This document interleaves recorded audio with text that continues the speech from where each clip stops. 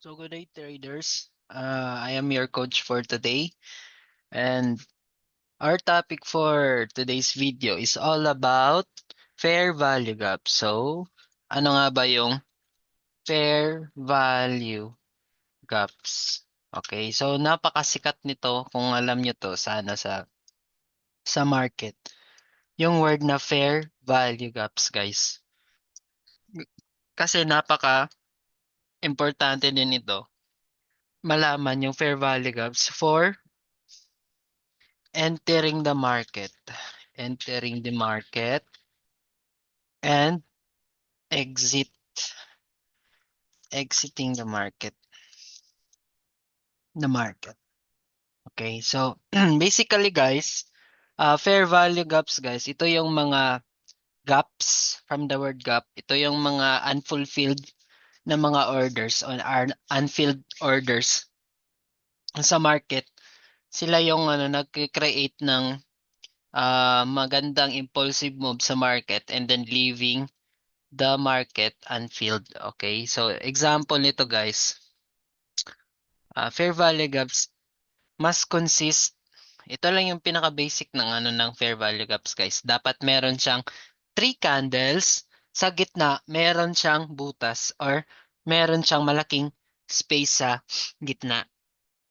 Let's say for example, okay, meron tayong 1 and then may wick. Meron siyang wick.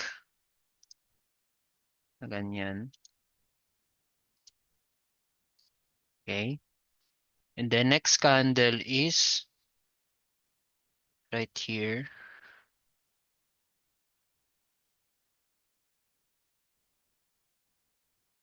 Yan. Meron siyang wick. Na ganyan. And then last candle is right here. Then, meron siyang wick na ganito. Okay. Yan. So, isa to sa example ng isang fair value gap guys. Meaning that yung gitna daw, makikita nyo yung gitna is meron siyang space. Okay? Meron siyang space sa gitna. Meaning that the market sooner or later kailangan niyang punin yung space na nandyan sa gitna para magiging balance yung orders ng market. Okay? Kita niyo to na line dito and right here. Ayan. Sorry for my line. Okay. Kita niyo tong gitna guys. Gap. This is what we call the gap sa market. Ayan. Kailangan i-balance yan ng market. Let's say for example, magiging ganito. Kailangan niyang i-balance itong nasa gitna na to para magtuloy-tuloy yung transactions ng market. So that is what we call the gap, the fair value gap of the market. Okay? So yung space sa gitna, yan yung gap. And then another example, let's say for example, we have now a downtrend. Isa, dalawa, tatlo. Yan. Merong week.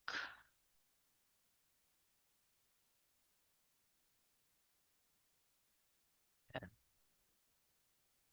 Yan. Kung makikita nyo guys, meron tayong gap dito sa gitna. Okay. Yan. Itong gap dito sa gitna guys, that is what we call the fair value gap. Okay. That is the gap. Okay. Nasa gitna. Ayan. So, basically, it consists of 3 candles. Para matawag natin isa siyang valid na fair value gap. Okay. Hanap tayo ng guys, ng mga example sa market na merong fair value gap. Alright? Okay. Kung makikita nyo guys, within this data only, takpan muna natin to. Yan. Takpan muna natin yan. wala muna tayong makikita na data. Kunyari, wala tayong nakikita na data dyan. Ito lang muna yung i-focus nyo, guys. This movement right here. Ayan.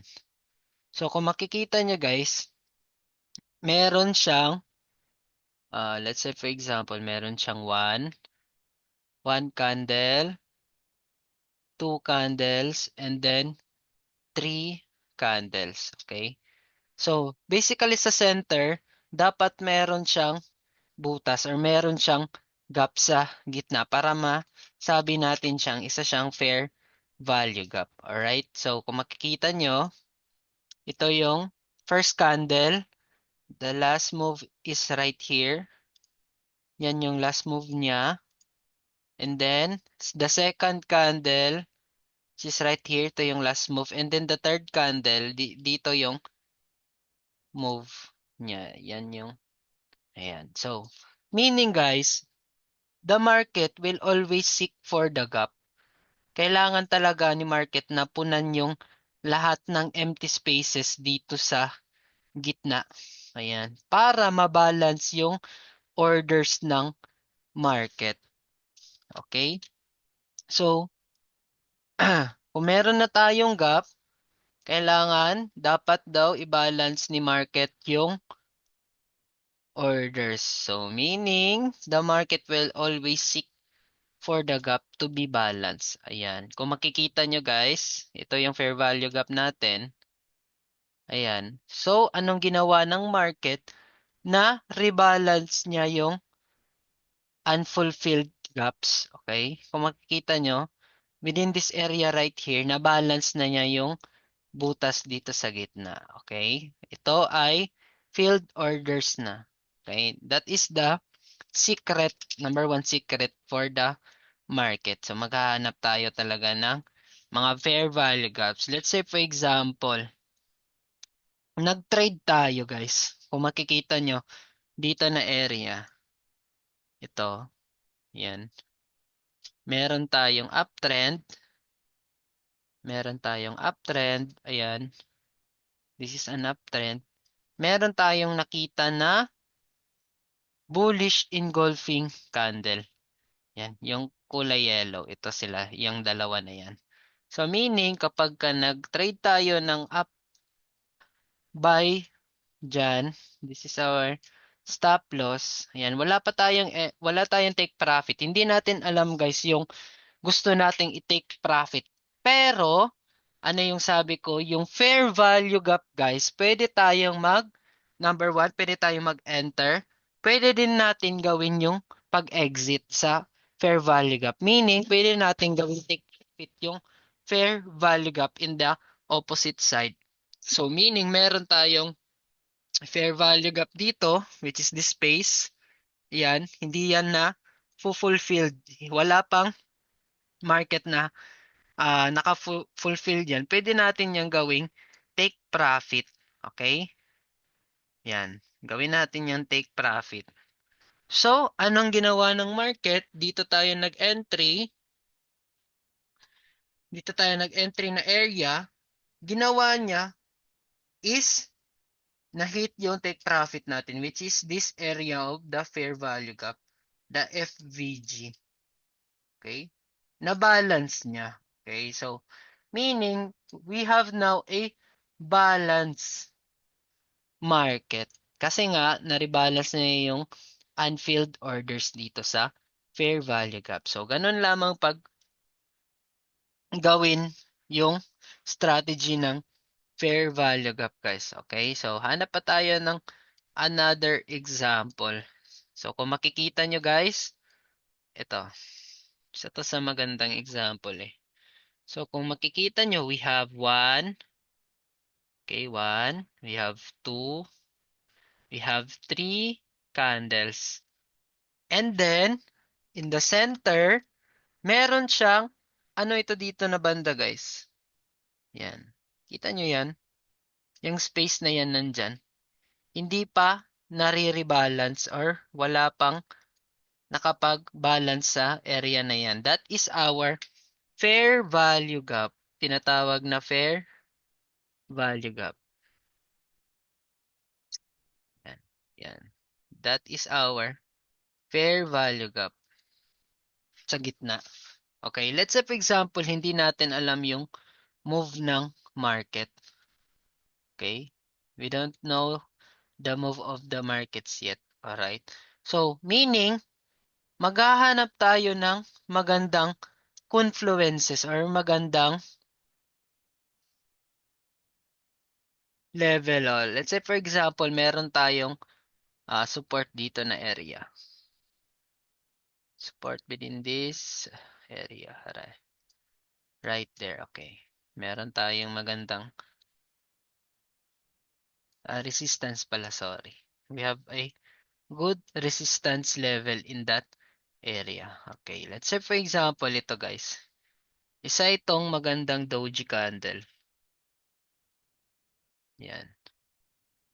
Isa yung magandang doji candle. Followed by a healthy bearish candle. So ano nga ba yung sabi ko kapag may doji tapos meron siyang healthy na next candle, we will look for a entry. Okay? And then target natin, kasi hindi natin alam yung target profit natin guys but we can see that we have a fair value gap.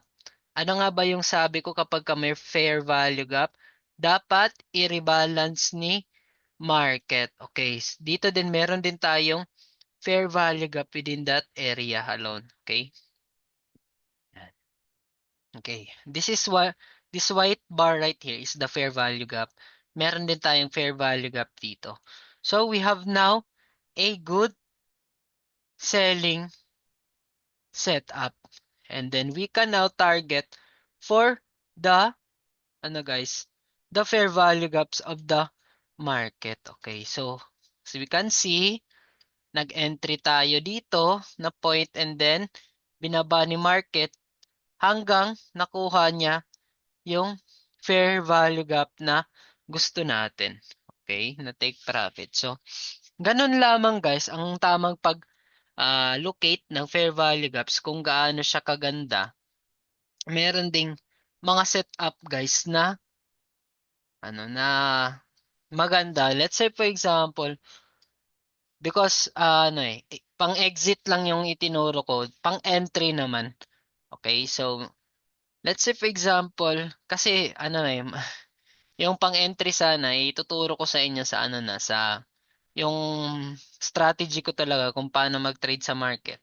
But anyways, yung fair value gap guys, meron din siyang magandang purpose for entering the market. So kung makikita nyo to guys, we have 1, we have 2, we have 3. Yan, meron tayong 3 candles, yung tatlong blue na yan. And then we have a fair value gap sa gitna. Okay? Kita nyo to? Yung gap na yan. Yan. Yan. Kita nyo yung gap na yan sa gitna. Yan o. Isa, dalawa, tatlo. Meron siyang unfilled na spaces sa gitna. And then we are clearly seeing that this structure right here has been break. Meron siyang break of structure. Break of structure. So meaning that this structure right here, itong structure na to, dito banda, yan. This is our valid market structure. Valid. Market structure. Okay. Kasi gumawa siya ng uptrend eh. Gumawa siya ng uptrend. Okay. And then break of structure plus fair value gap. Gusto kong mag-entry sa fair value gap. We have, kung na-hit niya yung fair value gap na yan, pwede tayong mag-entry and then target natin yung fair value gap sa taas. Okay. Ayan. And then, ano yung ginawa ng market? Vinalidate yung strategy natin. So, I will explain more in the sa my own strategy na kung paano mag-trade talaga ng fair value gaps. As of now, ito lang muna yung ituturo ko sa fair value gaps kasi Ito lang yung pinaka-basic talaga niya. So, yung three candles, sa gitna dapat may makikita tayong space. Alright? So, let's say for example, may three candles pero wala siyang space sa gitna. Okay. Para hindi kayo malito, ito na lang yung ituturo ko. Okay. Kita nyo to guys. Ito yung difference ng three candles. One, two, three. Ayan. Kita nyo itong blue. Isa, dalawa, tatlo. But, wala siyang space sa gitna. Kung makikita nyo guys, wala siyang space sa gitna. Okay? Kita nyo to, wala siyang space. Ayan. Wala siyang space. Okay? Kasi na-filled na yung orders eh.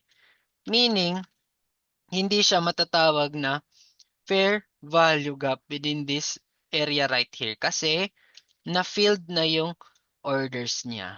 Okay? So, yan lang yung tatandaan nyo guys kapag sinabing, uy, alam mo ba yung fair value gap? Ganun, ganun. Ito lang yung explanation na sasabi nyo sa mga nagtatanong sa inyo about fair value gaps. Okay? So, that's it. That's all for today's video and see you in the next video. Okay.